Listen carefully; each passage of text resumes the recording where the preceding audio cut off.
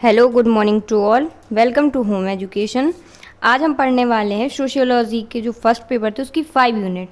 उससे पहले जो आपकी 4th यूनिट का जो सेकंड पार्ट था वो अभी बेटा आप लोगों को नहीं मिल पाएगा, क्योंकि उसमें थोड़ा वॉइस प्रॉब्लम हो गई थी, तो इसलिए अपलोड तो की थी पर डिलीट कर दी गई है। तो आप पहले 5 यूनिट देख लें, मैं आपको अपलोड करवा दूँगी, तो आप लोग देख लीजिएगा इसके बाद। तो चलिए पहले क्वेश्चन देखते हैं। उससे पहले अगर आपने वीडियो को लाइक ना किया हो तो लाइक कर लें और वीडियो को शेयर ज़रूर करना है। चलिए, आपका जो पहला क्वेश्चन है 5 यूनिट में वो है सामाजिक आंदोलन। तो आपको इसमें पढ़ना है कि सामाजिक आंदोलन का जो रूप होता है अत्यंत व्यापक होता है। यह सब संपूर्ण जीवन से अपने संबंधित होता है। यह जीवन के किसी एक पक्ष में हो सकता है, जैसे छात्र संघ आंदोलन हो गया, किसान आंदोलन हो गया, या कुछ आंदोलन क्षेत्र विशेष पर क्या होते हैं, क्षेत्र विशेष पर होते हैं, या कुछ आंदोलन जीवन सुधार पर भी बल देते हैं। देखिए, इसमें कोई ज़्यादा बड़ी बात तो बेटा है नहीं है, नॉर्मल सी बात लिखी हुई है। सामाजिक आंदोलन आप थोड़ी बहुत इसमें देखते भी रहते हैं, न्यूज़ वगैरह में आप खुद भी पढ़ते रहते हैं, कोई ज़्यादा खास बड़ी बात नहीं है। जो चीज़ होगी तो मैं बताती जाऊँगी आपको। क्लियर? अब इसकी देखना में इसके प्रकार थोड़ा ज़्यादा पूछ लिए जाते हैं, तो ये देख लीजिए। तो इसका पहला प्रकार जो है वो है कृषक आंदोलन।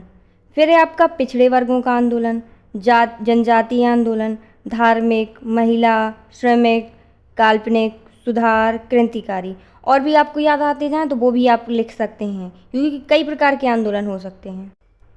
तो इसका क्वेश्चन बेटा इस तरीके से आता है कि जैसे आपने यहाँ पे सामाजिक आंदोलन पढ़ा, तो सामाजिक आंदोलन किसे कहते हैं, इसके प्रकारों का वर्णन कीजिए, इस तरीके से ये क्वेश्चन आता है। तो मैंने जो आपको प्रकार बताए इनमें आप थोड़ा थोड़ा बेटा लिख देंगे। जैसे कृषक आंदोलन, कृषि के बारे में इसके आंदोलन होता है, अपने पक्षों को रखा जाता है। जो ओबीसी जैसे पिछड़े वर्ग हो गया, तो इसमें आप ओबीसी के बारे में लिख, क्योंकि पिछड़ा वर्ग ओबीसी को कहते हैं। ऐसे जनजाति भी कर सकते हैं, धार्मिक भी, मतलब आप थोड़ा थोड़ा लिख देंगे, नॉर्मल हेडिंग, ऐसा कुछ नहीं कि उसमें कुछ अलग से लिखना है। क्लियर? चलिए, तो आपका प्रकार भी हो गया। अब पढ़नी है हमें इसकी परिभाषा, किसकी? सामाजिक आंदोलन की। ये देखिए, हंट एवं हंट के अनुसार है इनकी। तो इन्होंने क्या कहा था कि जो सामाजिक आंदोलन है समाज अथवा उसके सदस्यों में परिवर्तन लाने अथवा उसके विरोध करने का सामूहिक प्रयत्न है। ये इन्होंने इसकी डेफिनेशन दी थी, किन्होंने? हंट एवं हंट ने। क्लियर? चलिए, फिर आपको बताना है कि जब किसी समाज के लोग या लोगों का समूह वर्तमान सामाजिक स्थिति से असंतुष्ट होते हैं, तब क्या होता है? तब उस समूह के द्वारा एक सामाजिक आंदोलन प्रारंभ होता है, और हमेशा सामाजिक आंदोलन किसी विचारधारा पर आधारित होता है। या कई बार आंदोलन कैसे होते हैं? देखिए, आंदोलन परिवर्तन का विरोध करने के लिए भी किए जाते हैं। अभी कुछ टाइम पहले आप लोगों ने देखा होगा, तो कुछ ही टाइम पहले जो अपना किसान आंदोलन था कि सरकार ने कुछ नियम लाए थे किसानों के आगे कि आप इन पे रखिए, तो क्या हुआ था? उसका विरोध हुआ था। किसान कह रहे थे हमें ये नियम वापस करो, हमें नहीं चाहिए। तो यही लिखा है उसमें। क्लियर? अब इसकी पढ़नी है आप लोगों को बेटा विशेषताएं। तो आपकी पहली विशेषता कैसी है? देखिए, सामूहिक होती है, अकेले तो नहीं होता है कि चलो आंदोलन समाज है तो जाहिर सी बात है सामूहिक में होगा। फिर देखिए, नियोजन मतलब प्लानिंग करके भी होता है। फिर देखिए, सुधारात्मक। फिर अहिंसात्मक, ऐसा तो नहीं कि कोई हिंसा होती है, कोई मार पीट रहा है, अहिंसात्मक तरीके से होता है ना। देखो, अगर जैसे सामाजिक आंदोलन है, अगर उसमें हिंसा हुई तो कई का सामाजिक आंदोलन हुआ। क्लियर? अब आपको सेकंड बतानी है, क्या बतानी है आपको? विशेषताएं। उसमें बताना है आपको, देखिए, परिवर्तन का लक्ष्य प्रमुख है ये, जैसे आपने पढ़ा भी कि परिवर्तन का विरोध करने के लिए किया जाता है। क्लियर? फिर आपको बताना है नियंत्रित संगठित होता है, ये नेतृत्व भी होता है। कोई इनके जब आंदोलन चलता है तो किसी एक के नेतृत्व में होता है, प्रमुख होता है, उसके अनुसार चलता है। देखिए, जब कोई आंदोलन होता है तो किसका एक नेता होता है, उसी के नेतृत्व में आंदोलन चलता है। जैसे आप लोगों ने सुना होगा अन्ना हजारी के बारे में, सुना ना उनका आंदोलन, ऐसे ही है कि एक नेतृत्व भी होता है इसमें। ये इसकी विशेषता हो गई। फिर आपको बताना है कि विचारधारा पर आधारित होता है, सामाजिक सुधार पर भी। फिर होता है महिलाओं की भागीदारी होती है, जाहिर सी बात है महिलाओं की भागीदारी होगी। तो आपकी विशेषताएं भी हो गई। आपकी विशेषताएं ऐसी कोई कठिन नहीं थी कि जिसको आपको समझानी पड़े, वही नॉर्मल सी लैंग्वेज है, आप अपने हिसाब से लिख सकते हैं। क्लियर? और जब कोई कठिन आएगी तो मैं आपको बताती जाऊंगी। चलिए, आपका सेकंड क्वेश्चन है बेटा नियोजन। सेकंड क्वेश्चन है आपका नियोजन। इसका मतलब होता है भविष्य का पूर्वानुमान लगाना। क्लियर? तो इसको अब पहले आप इसके बारे में थोड़ा समझ लीजिए। जैसे कोई प्रबंधक क्या कर रहा है, फैक्ट्री जो कर रहा है या अपना व्यापार चलाने की कोशिश कर रहा है, तो उसमें क्या करेगा वो, अगर आपको प्रबंधक ना समझ में आया तो आप फैक्ट्री मालिक या एक नॉर्मल मालिक भी, मतलब मालिक कहते हैं। अब जो कोई काम करेगा तो जाहिर सी बात है मालिक कहेंगे उसको, तो प्रबंधक आपकी नहीं इस भाषा में कहते हैं। तो वो डायरेक्ट तो अपना व्यापार स्टार्ट नहीं करेगा। सबसे पहले वो क्या करेगा, वो इस अपने सिद्धांत के बारे में सोचेगा, पैसे कितने लगेंगे, कच्चा माल कहाँ से आएगा, मजदूर मतलब कितने लगेंगे, कहाँ से आएंगे पैसे, इस तरीके से मतलब क्या क्या लगता है एक व्यापार में वो सोचेगा। उसी को हम नियोजन कहते हैं। क्लियर? अब देखते हैं इसको इसमें लिखना कैसे, क्योंकि ये तो हो गई अपनी भाषा में कि समझाना है कि कैसे आप समझ सकते हैं इसको। तो इसमें आपको लिखना है कि किसी संगठन को प्रारंभ करने से पहले उसकी प्रारूप तैयार करना या उसकी संरचना, उसके कार्यों का पूर्वानुमान लगाना। वही निकला कि जब कोई संगठन प्रारंभ करती है, कोई व्यापार से ले लो आप, तो उसका क्या होता है, प्रारूप तैयार करने के लिए क्या करते हैं, उसके कार्यों का देखिए पूर्वानुमान लगाते हैं, जिससे क्या होता, संगठन को कम से कम समय में क्या होता है, ज़्यादा से ज़्यादा लाभ प्राप्त हो सके। क्लियर हो गया? फिर आपको बताना है इसी में थोड़ा और कि नियोजन एक उपलब्ध साधनों का अधिकतम उपयोग करने की एक कला है।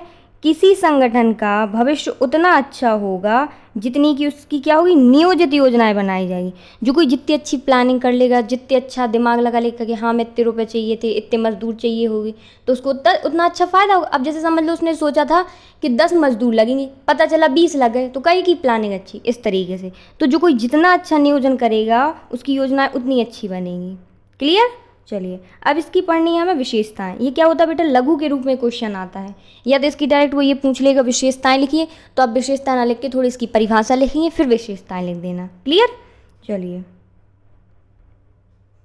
फिर आपको बताना है विशेषताओं में। पहली तो देखो ये योजनाबद्ध होनी चाहिए, क्रमबद्धता होनी चाहिए, इसमें गतिशीलता होनी चाहिए, सामंजस्य, आपस में तालमेल उनका अच्छा होना चाहिए लोगों का, लोचपूर्ण मतलब समय के अनुसार नियम परिवर्तित किए जा सकें। लोचपूर्ण का यही तो मतलब होता है, स्टार्ट से पढ़ते चले आ रहे हैं। इसमें आप ये बताएंगे कि जो प्रबंधक है, जिन्होंने काम स्टार्ट मतलब उनको प्रबंधक बताया था, तो प्रबंधक क्या करे, समय आने पर नियमों का परिवर्तन कर सके, उसी को हम क्या कहते हैं, लोचपूर्ण। तो इसमें आप लिख देंगे कि कोई प्रबंधक ऐसी नीतियां बनाए जो समय आने पे क्या किए जा सके, परिवर्तित की जा सके, तो इसी को हम लोचपूर्ण कहते हैं। ये तो मैंने आपको जब से सोशियोलॉजी स्टार्ट की मैं तभी से बता रही हूँ कि क्या है इसका मतलब, फिर भी मैंने बता दिया आपको।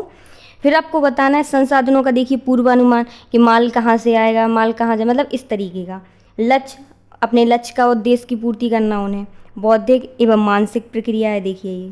प्रबंधक की कार्यकुशलता, वही चीज़ है कि अगर प्रबंधक कार्यकुशल नहीं होगा, उसे पता नहीं होगा, जैसे कोई आप ऐसा ले लीजिए कि वो कार्य कर रहा है, उसने कहा था कि 10 मजदूर लगेंगे, पता चला लग 20 रहे हैं मजदूर, तो कहेगा कार्य कुशलता हुआ प्रबंधक, इस तरीके से।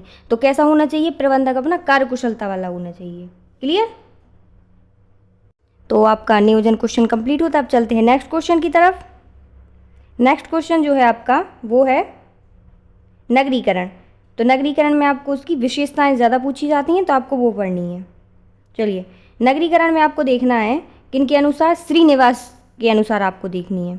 इन्होंने कहा था कि जो नगरीकरण से तात्पर्य है केवल सीमित क्षेत्र में जनसंख्या वृद्धि से नहीं है, वरन सामाजिक आर्थिक संबंधों में परिवर्तन से है। ये इन्होंने इसकी डेफिनेशन दी थी। क्लियर? तो आप इनकी चेंज नहीं बेटा करेंगे, क्योंकि ये इनके अनुसार थी, तो इसलिए चेंज नहीं कर सकते हम। अब आप अपने शब्दों में ऐसे बता सकते हैं कि जो सामाजिक नगर सामाजिक रूप से क्या होता है, विषम जातियों का देखिए समूह होता है, उसमें भिन्न भिन्न जातियां रहती हैं। ऐसे तो नहीं होता कि एक ही जाति के लोग रहते हों। क्लियर? उसमें क्या होता है, जिसमें बृहद सघनता एवं स्थायी होता है, बहुत ज़्यादा जनसंख्या होती है। नगरीय सामाजिक संबंधों में क्या होता है, देखिए घनिष्ठ संबंधों का क्या होता है, अभाव होता है। लेकिन और नगरीकरण एक ऐसी पुरानी प्रक्रिया, नगरीकरण एक पुरानी प्रक्रिया ना होकर एक नई प्रक्रिया है। ये एक पुरानी नहीं है नगरीकरण प्रक्रिया, एक नई प्रक्रिया है। तो आप इसको ऑब्जेक्ट की दृष्टि से भी याद रखेंगे। देखिए, अब इसमें मैंने आपको जो लाइन पढ़ी थी कि नगरीय सामाजिक संबंधों में घनिष्ठ संबंधों का क्या होता है, अभाव पाया जाता है। क्या है, यहाँ पे अपन लोग यहाँ पे रहते हैं शहरों में, तो क्या एक दूसरे से ज़्यादा मतलब नहीं रखते। गाँव में कैसे एक दूसरे के साथ रहना बैठना, क्या तो त्योहार ही साथ में मन रहे, पर यहाँ ऐसा कुछ ज़्यादा नहीं होता।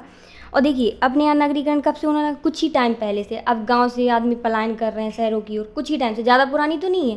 तो इसलिए उन्होंने लिखा है कि ये पुरानी प्रक्रिया ना होकर एक नई प्रक्रिया है, ये है इसका मतलब। चलिए, तो आपके नगरीकरण में आपको ये बता दिया। अब आपको इसकी पढ़नी है विशेषताएं। देखिए,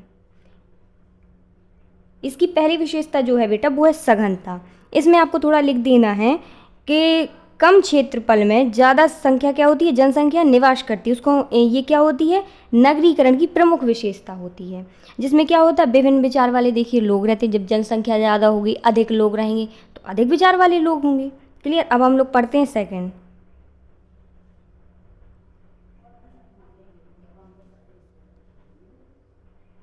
चलिए, सेकंड है आपकी शिक्षितों की संख्या अधिक होती है। देखिए, ऐसा नहीं है कि कोई पढ़ा लिखा नहीं, सभी लोग पढ़े लिखे रहते हैं यहाँ पे।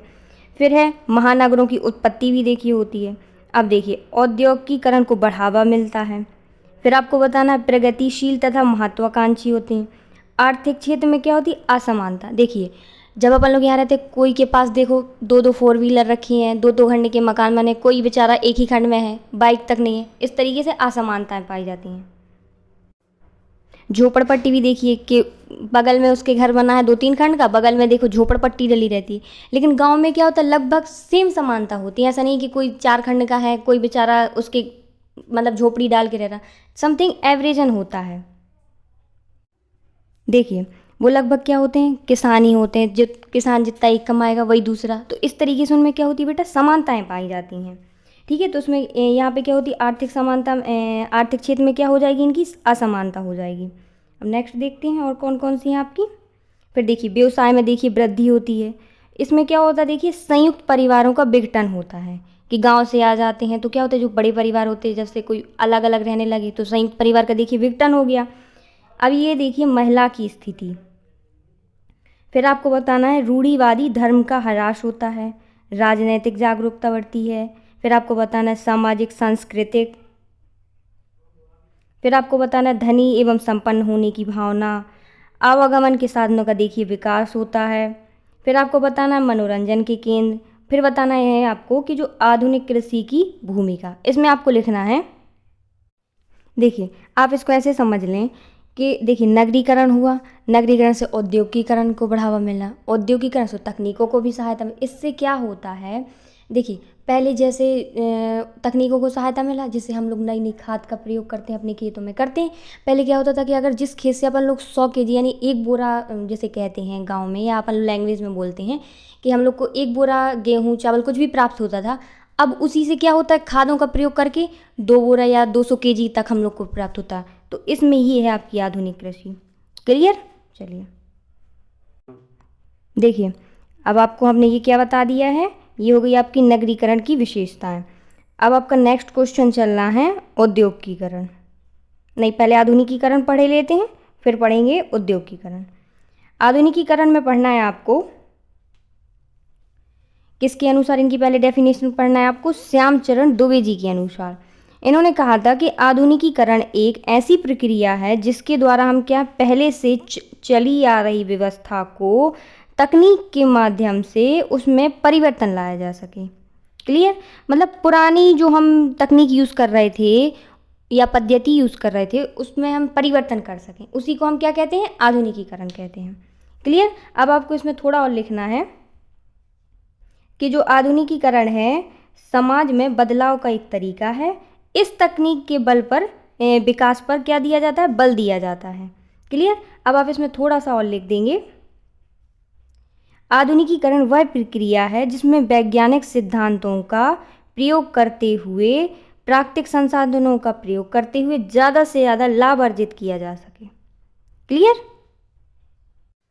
अब ये मैं आपको इस वजह से बता रही हूँ, ये जैसे आपको डेफिनेशन भूल गई श्यामचरण जी के अनुसार या किसी के भी अनुसार, तो जो ये मैं दूसरे शब्दों में बताती हूँ इससे आपको याद बना रहता है, तो आप इसको लिख सकते हैं। क्लियर। अब हमें पढ़नी इसकी विशेषताएं। चलिए, पहली विशेषता है आपकी लघु उद्योगों को देखिए बढ़ावा मिला। फिर क्या हुआ, राजनीति चेतना, शिक्षा का भी देखिए इसको बल मिला, किससे, आधुनिकीकरण से। फिर आपको बताना है देखिए गतिशील ये प्रक्रिया है, ऐसा तो नहीं रुक रुक के चलती है, गतिशील है ना। फिर आपको बताना है आधुनिक आज की तकनीक है ये। श्रम का विभाजन भी देखिए हुआ है। सार्वभौमिक प्रक्रिया है, सभी जगह ऐसा तो नहीं कि अपने भर में यहाँ चलती हो बाकी कहीं ना चलती, इसलिए ये सार्वभौमिक प्रक्रिया है। फिर आपको बताना है अंतर्राष्ट्रीय देखिए सहयोग भी इसमें मिलता है। समय का भी देखिए इसमें महत्व है। बेरोजगारी में लेकिन इसमें वृद्धि हुई है देखिए बेटा। बेटा इसमें थोड़ी आपकी अलग हो गई है कि बेरोजगारी क्यों, तो आप ऐसा समझ लीजिए जैसे आधुनिकीकरण होगा तो देखिए जब आधुनिकीकरण होगा तो मशीनें आएंगी। अब मशीनों से क्या होगा कि जो काम पहले 10 व्यक्ति कर रहे थे अब वो मशीन एक कर रही है, तो इससे क्या हुआ, ज़्यादा लोगों की ज़रूरत नहीं पड़ती, जिससे क्या हो गया, लोग क्या हो गए, बेरोज़गार हो गए। तो इसमें ये भी एक हानि, ये आप हानि के तौर पे लिखेंगे इसको। फिर आपको बताना है सामाजिक संस्थाओं में देखिए परिवर्तन हुआ है। स्त्रियों की स्थिति में भी परिवर्तन हुआ है। क्यों, पहले देखिए अभी देखिए आपने अभी क्या पढ़ रहे हैं हम लोग, आधुनिकीकरण। मैंने आपको नगरीकरण में भी बताया था, उसमें भी महिला की हिस्सेदारी थी। तो क्या होता है जैसे इसमें क्या स्त्रियों की स्थिति में परिवर्तन इस प्रकार से आप लिखेंगे, समझ लें कि जैसे यहाँ पर हैं, आपने लेडीज़ों को देखा होगा या तो टीचर होंगी, डॉक्टर होंगी, या कोई अपनी शॉप के, जैसे यहाँ पे ब्यूटी पार्लर देख लीजिए बहुत सारे होंगे, अपनी लेडीज़ों अपने नाम से खोले रहती है, तो उनकी एक अलग पहचान होती है। लेकिन ये इसी की स्थिति में गांव पे देख लें तो या तो वो अपना चूल्हा चौका कर रही होंगी, घर में बैठी होंगी, या फिर अपने पति के साथ खेतों में काम कर रही होंगी, जिससे क्या हुआ, उनका कोई नाम ही नहीं आता है इस तरीके से। तो इनमें क्या हुआ, इनकी स्थिति में परिवर्तन हुआ। वो अपनी खुद की मालिक है, मालकिन है मन की, कि उन्हें जो करना है वो खुद कमा रही है। इस तरीके से आप समझ सकते हैं। क्लियर। चलिए अब आपको नेक्स्ट बताना है। तो देखिए हेडिंग आपकी इस वाले में भी स्त्रियों की स्थिति और नगरीकरण में भी, तो आप अलग अलग मत लिखिए, क्योंकि स्थितियों की अपन को जो स्त्रियों की स्थिति जो है वो परिवर्तन करके बतानी, तो मैंने बता दिया किस तरीके से। तो आप अलग अलग ना लिखें, एक ही चीज़ है। क्लियर, जैसे कॉमन हेडिंग कहते हैं जैसे, वो है ये आपकी। फिर आपको बताना है प्राकृतिक स्रोतों का देखिए पूर्ण क्षमता से दोहन हो रहा है। धार्मिक सुधार, इस तरीके से। क्लियर। देखिए आप धार्मिक सुधार में थोड़ा सुन लीजिए कि जो हमारा भारत देश है, प्राचीन भारत है, तो पहले से जो चल रहे हैं धार्मिक वगैरह, या कहने का मतलब इसमें जैसे रूढ़िवादी अंधविश्वास भी कह सकते हैं, पता नहीं क्या चल रहा है, कितनी परंपरा, जैसे शादी हो गई तो पता ही नहीं चल रहा 3-4 दिन हो क्या रहा है, कुछ समझ ही नहीं आ रहा। तो इनमें सुधार हो रहा है, ये कहने का मतलब। ये नहीं कह रहे कि सब कुछ बंद हो गया, जो मतलब अपने हक में नहीं है इंसानों के, वो चीज़ में, उन चीज़ों में सुधार। क्लियर। चलिए जैसे पहले तो ये वाला आपका जो क्वेश्चन था आधुनिकीकरण, ये भी आपका कंप्लीट होता है। सॉरी, इससे पहले आप थोड़ा एक चीज़ और देख लो इन्हीं विशेषताओं में, जैसे व्यापार, चिकित्सा, औषधि, सिनेमा, मीडिया, यातायात, क्रीड़ा, यानी खेल के क्षेत्रों में भी, क्रीड़ा कहते हैं उसको। तो ये कुछ हेडिंगें हैं आपकी। आपको अगर इन हेडिंगों में से जो मैंने आपको यहाँ हेडिंगें बताई हैं, अगर ये थोड़ा बहुत भूल जाए कि आपको 5-6 याद है, नहीं याद आ रही, तो आप व्यापार के क्षेत्र में भी देखिए कर सकते हैं। चिकित्सा के क्षेत्र में भी टेक्नोलॉजी देखिए कितनी बढ़ गई, औषधि में, सिनेमा, मतलब हर एक चीज़ में। लेकिन आप ये ना करें कि जाके सबसे पहले इन्हीं को लिखें, बाद में आप इनको लिखो। तो अगर आपको ये वाली भूल जाए तो फिर आप इनका यूज़ कर सकते हैं। जैसे आप इसकी हेडिंग किस तरीके से बनाएंगे, व्यापार में देखिए प्रगति, चिकित्सा का महत्व, आपको इस तरीके से बनाते जाना है। क्लियर। तो जब ये भूल जाएं आप तब यूज़ करिए, ऐसा नहीं कि पहले जाके आप लोग यही करें। चलिए क्या है बेटा, आधुनिकीकरण आई है तो दुनिया के जितने भी क्षेत्र होते हैं सभी में टेक्नोलॉजी आई हुई है। तो आप सब क्षेत्र के बारे में लिख सकते हैं, जितना आप लिखें उतना कम है। लेकिन क्या है, पहले आप लोग बेटा ये लिखें, बाद में आप लोग ये लिखें। क्लियर। चलिए उससे पहले आप लोग एक चीज़ और सुन लीजिए, हमने बीए वाले बच्चों के लिए एक व्हाट्सएप ग्रुप बनाया हुआ है। अगर आपने अभी तक ज्वाइन ना किया हो तो ज्वाइन कर लें। जो क्या है, हम जो भी वीडियो शेयर करते हैं तो वहाँ पे आप लोगों को आसानी से मिल जाते हैं। चलिए हम एक आप उसका ग्रुप का नंबर भी दिए देते हैं। नंबर है आपका, ये रहा आपका बेटा नंबर ग्रुप का। आपको जो ज्वाइन करना हो तो आप मैसेज कर दें, तो हम आपको ज्वाइन ऐड कर देंगे अपने ग्रुप में। क्लियर। चलिए नेक्स्ट क्वेश्चन देखते हैं आपका। नेक्स्ट क्वेश्चन है जो आपका, वो है औद्योगिकीकरण। चलिए औद्योगिकीकरण में आपको देखना है कि यह एक ऐसी प्रक्रिया है जिसके अंतर्गत लोग क्या है, पुरानी पद्धतियों को त्याग कर उनके स्थान पर आधुनिक, अधिक सरल या अधिक उत्पादन करने की तकनीक को क्या करते हैं, साधनों का प्रयोग करते हैं, तकनीक और साधनों का प्रयोग करते हैं। तो इसमें ये बताना है आपको औद्योगिकीकरण में। फिर आपको बताना है कि जो औद्योगिकीकरण है, चलिए अब आपको इसमें थोड़ा और लिख देना है कि जो औद्योगिकीकरण है, औद्योगिकीकरण तथा नगरीकरण क्या है, एक सिक्के के पहलू हैं। अर्थात जो औद्योगिकीकरण और नगरीकरण से उत्पन्न सामाजिक संस्कृति प्रभावों में कई भिन्नताएं नहीं हैं। औद्योगिकीकरण की प्रक्रिया से नगरों का विकास तेजी से हुआ है।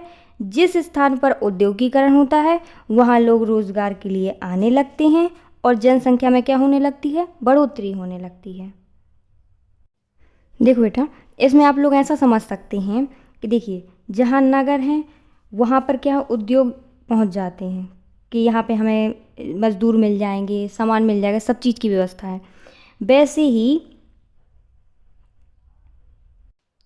देखिए, मैंने आपको नगरीकरण के बारे में बताया। ऐसे जहाँ उद्योग होते हैं बेटा, तो लोग क्या होते हैं, रोजगार की तलाश में वहाँ चले जाते हैं। जिससे क्या होता, थोड़ी बहुत नहीं बहुत, जिससे क्या होता, कम जगह में अधिक लोग। तो ये किसकी परिभाषा मैंने बताई थी आपको, नगरीकरण की। ये है इसका मतलब, एक दूसरे के अपोजिट ही। आपको ऐसा लगेगा कि पता नहीं एक ही क्वेश्चन पढ़ रहे हैं, जब आप विशेषताएं पढ़ेंगे कि पता नहीं क्या पढ़ रहे हैं, मतलब आपको ऐसा लगेगा जैसे हाँ पढ़ाई है। ये देखें, ये रही इसकी विशेषताएं। तो पहली विशेषता है देखिए आपकी, आधुनिकीकरण में वृद्धि। देखिए, जितना व्यापार बढ़ेगा, जितना अधिक, वैसे आधुनिकीकरण में क्या होगी, वृद्धि होगी। देखिए ये कॉमन मैंने इसलिए लिखा है, स्त्रियों की स्थिति आपको तीनों में यूज़ करनी है, इसलिए देखिए समझ में आ गया। फिर है आपकी जाति विशिष्ट व्यवस्था में शिथिलता आती है बेटा। देखिए, संयुक्त परिवारों का विघटन भी है, पूंजीवादी विचारधारा है, श्रम का भी देखिए विभाजन हो रहा है, बेरोजगारी की देखिए समस्या इसमें भी बढ़ रही है। फिर आपको बताना है लघु उद्योगों का क्या होने लगा है, पतन होने लगा है। फिर आपको बताना है, देखिए जो आपका लघु उद्योग है, मैंने बताया कि पतन होने लगा है। तो जब बेटा बड़े बड़े उद्योग होंगे तो जाहिर सी बात है लघु उद्योगों का क्या होने लगेगा, खत्म होने लगेंगे अपने मन से। देखिए एग्जाम्पल में आप ऐसे ले लीजिए कि जो बड़े उद्योग होते हैं वो चप्पल बना के दे रहा है हम लोग को 50 रुपये में, ठीक है, मिनिमम।